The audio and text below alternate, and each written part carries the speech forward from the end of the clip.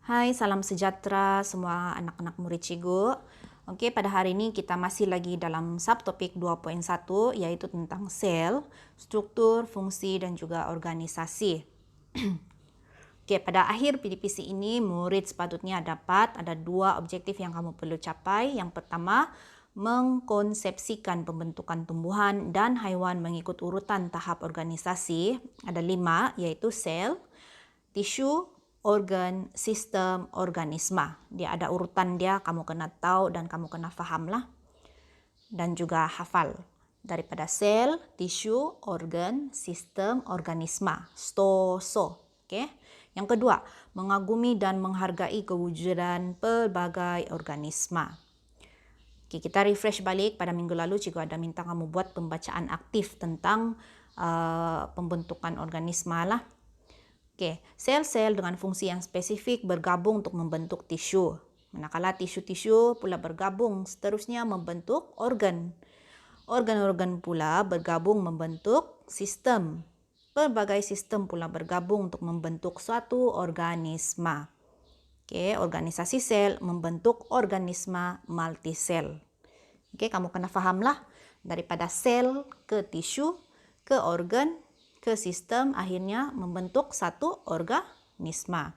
STOSO. Okey, STOSO. S sel, T tisu, O organ, S sistem, O yang kedua organisma. Alright.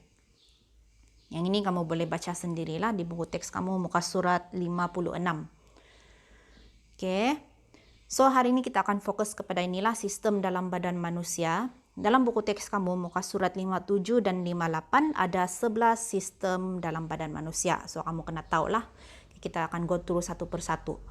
Okey, terdapat pelbagai sistem yang menjalankan fungsi utama dalam badan manusia.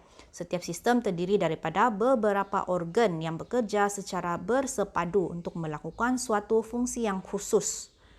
Okay, fungsi semua sistem juga mesti berkoordinasi. Maksudnya dia mesti berfungsi serentak lah secara berkoordinasi. Ada fungsi masing-masing dia. Okay, supaya manusia dapat hidup dengan sempurna. Okay, next. Okay, sistem yang pertama adalah sistem perkumuhan. Okay, gambar raja yang di depan ini menunjukkan ginjal kita lah. Okay, ginjal kita. So, organ yang terlibat, kulit, peparu dan ginjal. Fungsi sistem perkumuhan adalah untuk menyingkirkan bahan buangan yang berlebihan daripada badan. Contohnya, kulit kita mengeluarkan apa yang berlebihan? Peluh, air yang berlebihan daripada badan keluar melalui kalau kulit kita akan berpeluh lah. Kalau ginjal menghasilkan air kencing gitu . Okey, sistem yang kedua, sistem rangka. Dia melibatkan tengkorak dan juga tulang. Okey, fungsi sistem rangka menyokong badan dan melindungi organ dalaman seperti peparu dan juga hati. Okey, sistem yang ketiga, sistem limfa. Okey, ini ada terdapat dalam semua kawasan badan kita, sistem limfa ni, limfa. Okay, fungsi sistem limfa mengalirkan bendalir limfa ke dalam saluran darah untuk mempertahankan badan daripada jangkitan bakteria, virus dan juga lain-lain. Okay, sistem seterusnya adalah sistem pencernaan melibatkan beberapa organ seperti usus besar, usus kecil, perut, esofagus dan juga mulut. Okay, fungsi sistem pencernaan adalah untuk memecahkan bahan makanan kompleks kepada yang lebih ringkas untuk membolehkan penyerapan oleh badan. Okay. Bahan makanan kompleks maksud contohlah komponen yang besar-besar. Okay. Komponen yang besar-besar.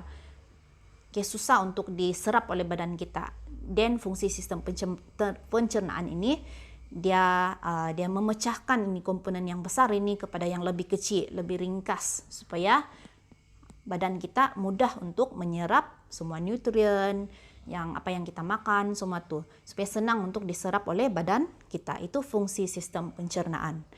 Okey, next adalah sistem otot. Okey, gambar yang di sebelah kanan tu kamu boleh nampaklah banyak otot kan di badan kita.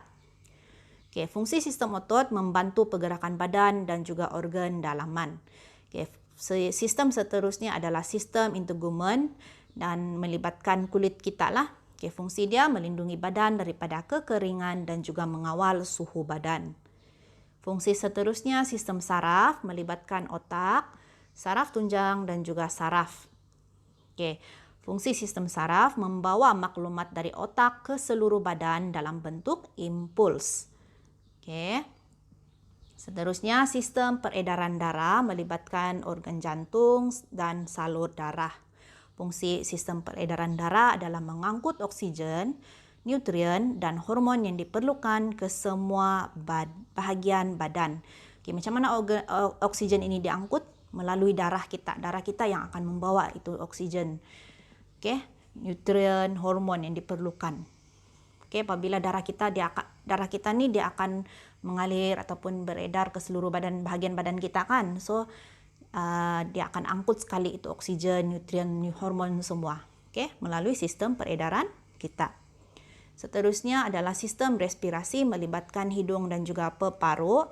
Fungsi dia mengambil oksigen dan mengeluarkan karbon dioksida dari sel dalam badan. Oke, seterusnya sistem endokrin melibatkan pituitari, tiroid, adrenal, pankreas, dan ovary di dalam perempuan serta testis dalam lelaki. Oke, fungsi sistem endokrin adalah menghasilkan hormon untuk menyelaraskan tindak balas dalam badan. Dan yang terakhir, kamu perlu tahu adalah tentang sistem pembiakan.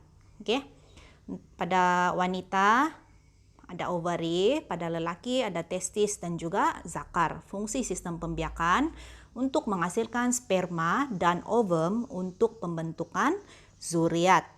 Oke, so kamu kena ingatlah. Lastly, kamu kena faham urutan organisasi sel, STO. Tolong ingat STO. S, sel, T, tisu, O, organ, S, sistem, dan yang terakhir akan membentuk satu organisme. STO. Tolong ingat itu Oke. Organisasi sel membentuk pelbagai organisme. Bersyukurlah kita kerana dikurniai Tuhan dengan pelbagai organisme yang memberikan manfaat kepada kita. Kita sebagai manusia, seorang manusia, kita satu organisme. Orang lain satu organisme. Haiwan lain itu pun organisme. Oke, pelbagai organisme yang terdapat di muka bumi ini. Jadi kita sepatutnya bersyukurlah dengan kurniaan Tuhan yang banyak memberi manfaat kepada kita. Oke, so cikgu harap kamu faham dengan pembelajaran hari ini. Kalau tidak paham, kamu boleh ulang balik tengok video ini. Sekiranya masih tidak paham, kamu boleh bertanya dengan cikgu lah. Oke, itu sahaja dari cikgu. Sekian, terima kasih.